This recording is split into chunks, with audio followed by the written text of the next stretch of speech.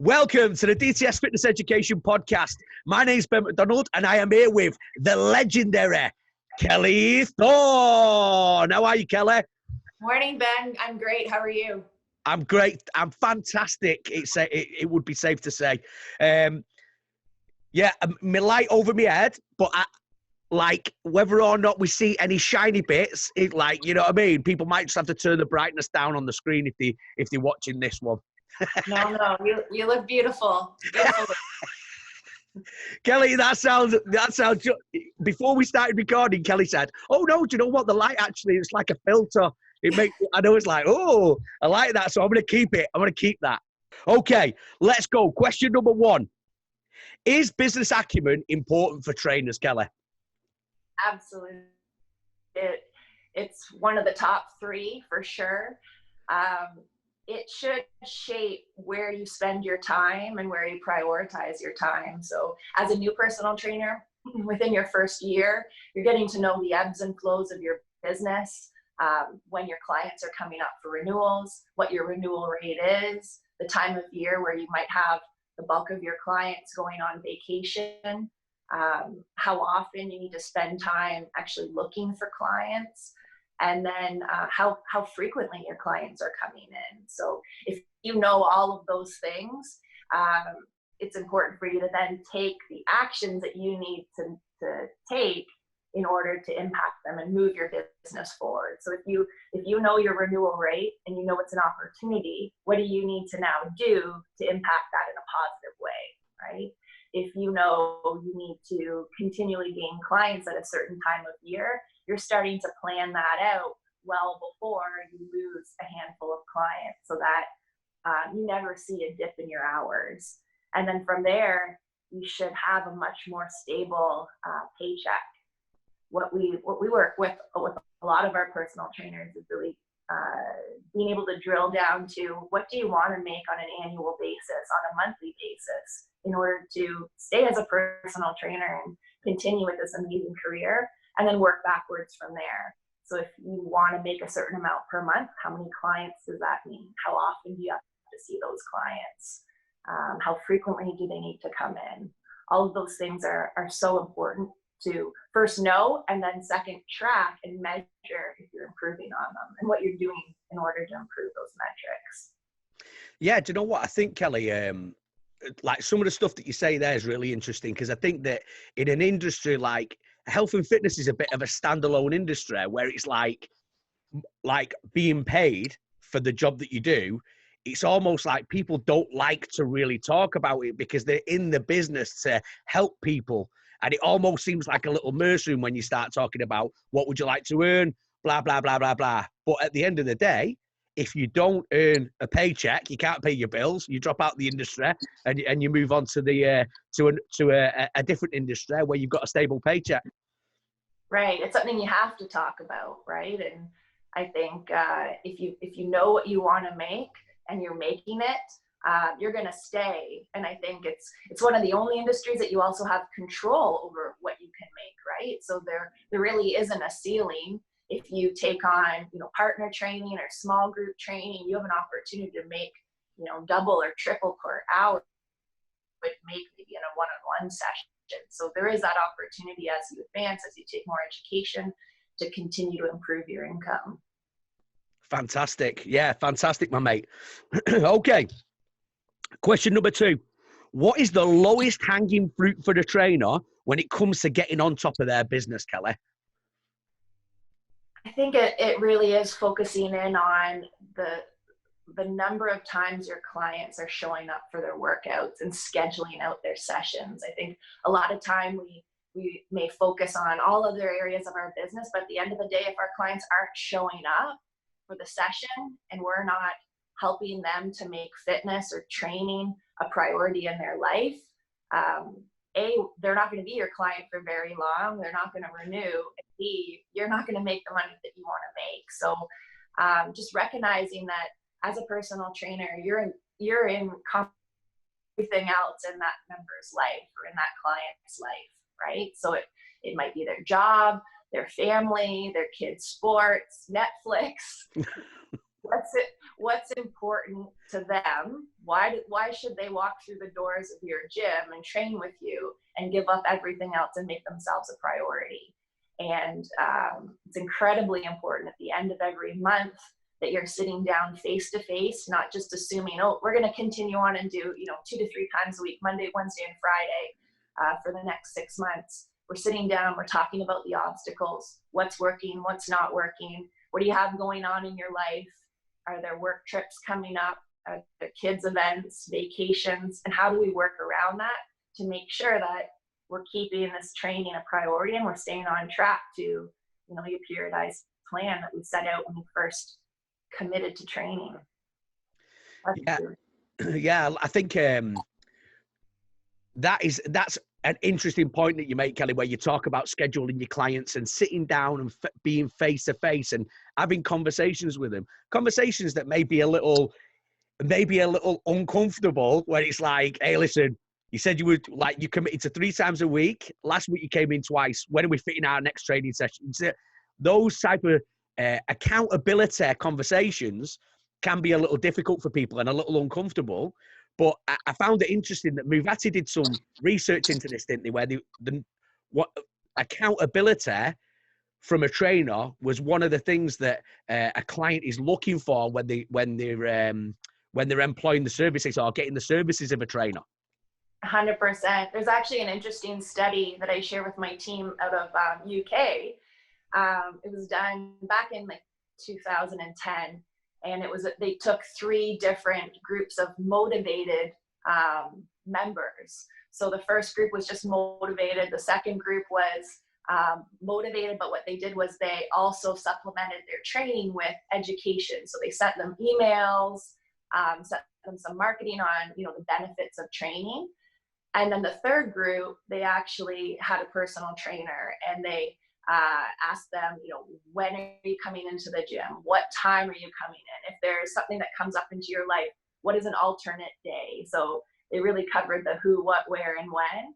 And what they found was that third group although they were all motivated, that third group showed up to their sessions 3 times more frequently than the group that was just motivated or that was handed education. So accountability is huge, and that's why so many of our members and clients invest in our services, because they need that appointment. They need somebody to hold them accountable to, ensure that they have that voice that's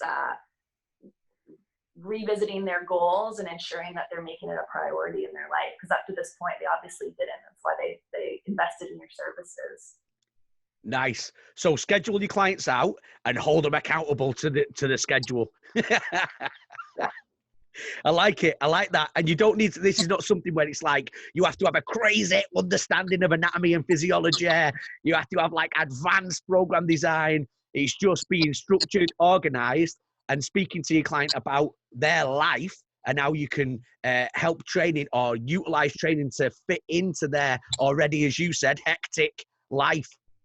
Yeah, if you can nail getting your clients in and having a high frequency of training, you can layer in all that other stuff. But as a new trainer, focusing in on that is absolutely key. Fantastic, mate. Fantastic. All right. For a trainer to be successful, question number 3, for a trainer to be successful, what are your top areas to focus on and what else is just noise? I'd say number 1, investing in ongoing education and your knowledge, absolutely key. So ensuring that as you plan out your year, you set aside some funds, your budgeting funds, whether it be amount that you're putting aside monthly or bi-weekly out of your paycheck, where you're going to reinvest in your own knowledge. Super, super important. Number 2, I'd say powering up your empathy. So when you're connecting with members on the floor, when you're attempting to gain a client, being present and getting to know, the life of the person that's across from you, trying to walk in their path and understand their world is absolutely key. And then lastly, the business acumen, which we spoke about. I'd say spending some time, whether it be on a Friday once a week or at the beginning of every month to review how did you do last month and what is, 1 to 2 areas of your business that you want to improve going into this upcoming month. And even who could be a resource, whether it be a leader, whether it be a peer, who's a resource that you could reach out to, who's doing something really, really well, that you could model their behaviors to help power up your business knowledge or power up that part of your business. I'd say outside of that, everything else is noise. Nice, Kelly. Okay, question number 4. What would be the number 1 focus for a new trainer struggling to obtain clients? I wish someone would have given me this advice when I started as a personal trainer 20 years ago. Make it about the person in front of you or across from you, not about you. I think when I started as a personal trainer, I attempted to share everything that I'd learned, everything that I knew, all the education that I took. And where I should have been spending my time was actually getting to know the person that was across from me. Again, going back to what their world looks like, what's important to them, gain as much information as you can about what has brought them to that appointment. Because already that's a massive win. I think many personal trainers, including myself, got incredibly nervous when it came to doing the consultation or talking about money or investing in personal training. But know that is a massive, you just overcame the first hurdle. This member or this potential client showed up. They recognize that you have something that will benefit them. They could have gone just, on the internet. They could have Googled how to train. They could have watched a YouTube video, but instead they decided to meet with you. So take that time to really get to know them, what they need, and how you can add value to their life and how you can help them go down the route of achieving their goals. No, I think that's some fantastic advice, Kelly. We on DTS level 1, we do some active listening components, and the way that I sort of think about that type of stuff is for anybody who's listening, for anybody who's watching, just take a second and think about the last time that somebody actually genuinely listened to what you had to say. And you know what? Even like, you have conversations with people all the time, but when was it that somebody was actually engaged and listening and connecting with you? It's quite rare. Even if, like, I mean, I'm married, you know what I mean? My wife I start talking, my wife just goes, "Shut up." You know what I mean? You're being too loud. Yeah. Stop it. Yeah, I heard a quote a long time ago, and it really resonated with me. It was, the most interesting person is the most interested person. So if you have somebody across from you that's absolutely interested in everything you have to say, is taking notes, asking questions about what you just said, instead of thinking about how am I going to overcome this objection? How am I going to sell this person? You will be far, far ahead of any other personal trainer that's working with. Yeah, I like that. I think that is a key component when it comes to communication. Okay, excellent. Question number 5. What would be the number 1 focus for an established trainer struggling with client renewal / retention? I think going back to what we spoke about earlier with investing in education and knowledge. So I see many longtime personal trainers that have been fairly successful with one-on-one training. So their circle of influence is like this. So they've had a good solid base. They have a good solid foundation with their business. But there's an opportunity to really increase their circle of influence. So by investing in different areas of your business or areas of, courses, certifications, education, that circle of influence starts to grow. So it might be something like, taking precision nutrition. All of a sudden you've gained a little bit more information about behavior change and nutrition.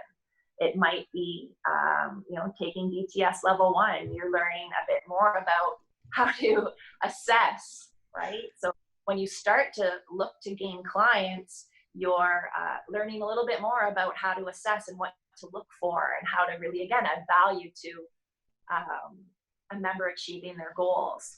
It might be that you start to expand out and look at, you know, the ability to offer some small group training. So if you have clients that, you know, just aren't ready to continue training with you, however, they may want to join a group for a discounted rate. Again, you're going to keep those clients for longer.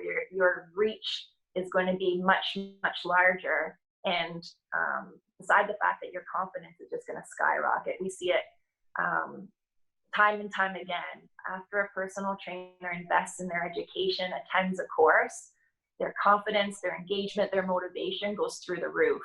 And that is a really important ingredient to a long-time personal trainer staying engaged, staying fired up to continue to service their current client base, but also be excited about sharing their knowledge and impacting the lives of more members and growing their client roster.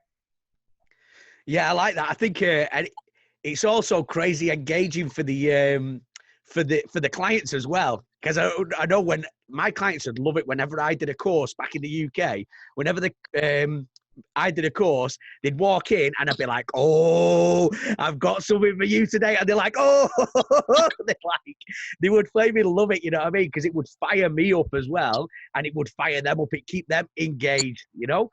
For sure. And recognizing that you can impact their lives far more than just the 1 to 3 to 4 hours you see them a week, right? So as you take more courses, your ability to influence them, you know, how they breathe when they're at work. That was one thing that I learned from DTS level 1, that I had to work on my stress breathing. So how that could impact, you know, my mental clarity, how it could reduce my stress levels, how you could possibly influence them as far as their sleep patterns go, all of those things. So if you, if you impact them in a positive way outside of just the 4 walls of the club or the gym, the likelihood that they're going to renew and stay with you is much higher. Yeah, do you know, I actually did a presentation yesterday on breathing, and I was talking about the ripple effect that you can have as a coach and as a trainer. I don't think that trainers see themselves as important as other healthcare practitioners. It's like your doctors. I mean, doctors do a fantastic job. We do not do the job of doctors. But if you see a client might see the doctor, let's go crazy, say 3 times a year, and we'll go crazy again, and we'll say 20 minutes each time you see them. So that's an hour a year that they're seeing that healthcare practitioner or the doctor.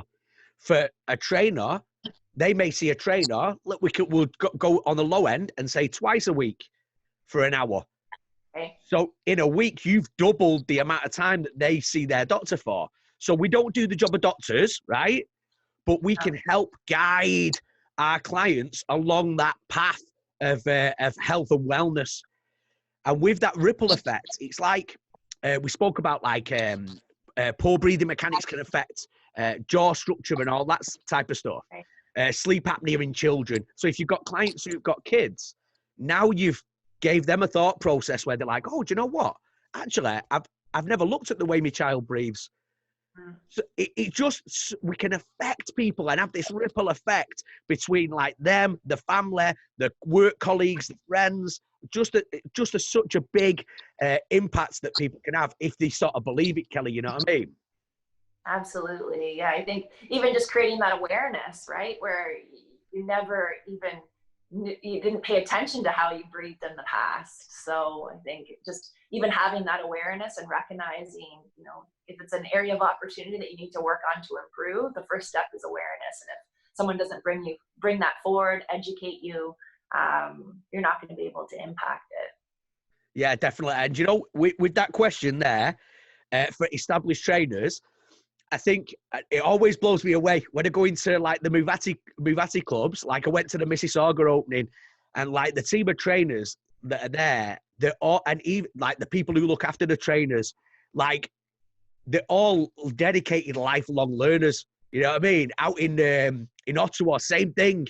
Like out in Guelph, same thing. Like just a very established group of trainers who potentially, like there's a couple of guys and girls who've been in the industry for 10, 20 years plus, and they're always educating and keeping that passion alive, which is, I think, is a fantastic thing to see, and also a great accolade for the company, you know? Yeah, you very seldom see long-term personal trainers that don't invest in their own knowledge and their own education. And if you do find them over time, they will be left behind, right? That you have to stay current, you have to stay relevant, and even just building your network, because there's far more that goes into just what you learn in a textbook or hearing a course provider speak. The amount that you learn from your peers from a course, the amount of connections you make, so important in the courses that you can attend. Fantastic, mate. Fantastic. All right. So, Kelly, what has been going on with you? What has been happening? Well, it's been a busy start to the year. We're getting ready to open our next Movati location in Windsor. We open the doors on April 8th. So we've hired our leadership team. Now we're in the process of moving through first and second round interviews. So really excited to build a rock star team out in Windsor, similar to what we just did in Mississauga. Just a fantastic team out there. Culture is absolutely fantastic, and how they learn and share information among each other is just something I haven't seen in a long time. And then coming up in March, I'm one of the Canadian ambassadors for Women in Fitness Association. So we have an event happening for International Women's Day on March 7th. So the Women in Fitness Association is pairing with Move, a studio downtown, and we're doing kind of it's called Grow, Sweat, Connect. So we have some amazing speakers coming in. We have a workout, and it's just an opportunity for females in the fitness industry to get together, again, network, workout, and then learn from some big heavy hitters, some experience, have them share their knowledge, and just help with the growth within our industry. So some exciting stuff coming up. That's fantastic, mate. And I know that you're really heavily involved with getting ladies into the health and fitness industry, Kelly. You know what I mean? As you said before, as you sort of alluded to, you've been in a personal trainer for over 20 years, and you don't look it. You don't look it, Kelly. I'm going to throw that in as a little caveat. Yeah, some good skin cream. But I think it's important to recognise the ratio of male to female trainers in the industry. You know, I still think it's a very male-dominated industry, and it has been historically. And I think it's fantastic that the work that you do. What advice would you give, Kelly, to any ladies who are wanting to get into the industry as trainers and coaches? Oh, there's so much. I think the cool thing that I'm seeing at Movati is that we have close to a 50-50 ratio in personal trainers, females to males. So definitely seeing those numbers start to increase. I think at the leadership level, there's still an opportunity, absolutely, in the personal training world. But I think the definition of what a personal trainer is definitely evolving over the years. So it's not necessarily somebody who can lift the most or spot the most amount of weight or is, the best salesperson. It's someone that can connect, that shows empathy, that invests in their education, that understands their business. And I think that can be a male or a female. So in the past, I think many females may have, gone the group fitness route instead of the personal training route because they felt what their strengths are may not have matched with the personal training career. So I think that's the first thing, that just recognizing what your strengths are and how you can actually impact more members because of who you are. And females absolutely have great characteristics to make fantastic connections and show empathy. I think The second is there's a lot of studies out there that show that women don't take a chance or, go out on a limb and apply for a position unless they feel they're 100% prepared to take on that role, even 120% of the qualities listed before they'll take on that role. And studies show that men actually will take a chance or apply for a job if they feel they have 50%. If that, Kelly, if that. They'll just do it, right? So I think just knowing that you will never be ready, you'll never have everything it takes to be successful, but just the fact of taking a chance and even making mistakes will help you be successful and help you improve your confidence. When you learn from mistakes, when you have experience under your belt, it helps to propel you forward. So I think those are two big ones. And then again, if you're in a position of leadership, knowing those stats that women or females won't take the jump or put their hand up. Some of them won't put their hand up unless they feel confident. If you see potential in somebody, take the responsibility to let them know, call on them, push them forward and let them know, I feel like you should apply. I feel like, if you're a level 3 personal trainer, you have the potential to move to level 5, and I'm going to stand behind you and I'm going to help you get there. I'm going to hold you accountable to it. So don't assume that they have that drive or that belief that they can get there. They might need that additional voice to push them forward. Oh, that's fantastic advice, Kelly. And for anybody who's listening, we'll have all the links to everything that Kelly spoke about as far as like the Movati stuff, anything with Kelly Tap House at Move. We'll put, if you've got a link for that, we'll put it all in the description. So you can go in, have a little click and check everything out. Awesome. Brilliant. Okay. So we've got to the questions that matter, Kelly. And what I'm going to do is I am going to ask you, I normally ask one, but I'm going to ask you 2 questions. First question is, if you could have a training session with anyone through history, past or present, and not die, who would it be and why? That's a tough one. I think that I've recently watched the Netflix CrossFit Games documentary, and so inspiring. And I think Sam Briggs is someone that I would like to do a training session in, and especially the fact that I would not die. Secondly is that she's probably the closest to my age. So she just inspires me as far as her strengths or her endurance or power. So I think she could show me a thing or two about how she is such a superhuman and would get me in some pretty good shape. I like that. You've got to chuck the caveat in of not dying, Kelly. And you also know that Sam Briggs is a Mancunian, eh? Yeah. Nice. She's from Manchester, so obviously you would be able to understand everything that she's saying. I might put you as the translator. Brilliant. I like it. That's question number 1. Okay. Question number 2. Who would win a fight between a great white shark and a saltwater crocodile? So animal trivia is definitely not my strong point. So I asked my 7-year-old who he thought would win, and she said great white because you said crocodile. They can't breathe underwater, so the great white would just take them down, and eventually they'd suffocate under the water. And you cannot argue with an 8-year-old. You know what I mean? That is like that's logical. That is logical. Yeah. Kelly, thank you very much for taking the time out of your busy schedule to come on and have a chat with us, and all those golden nuggets of information. Thank you so much For having me. And I'm going to finish it with a go, Kelly Thorne!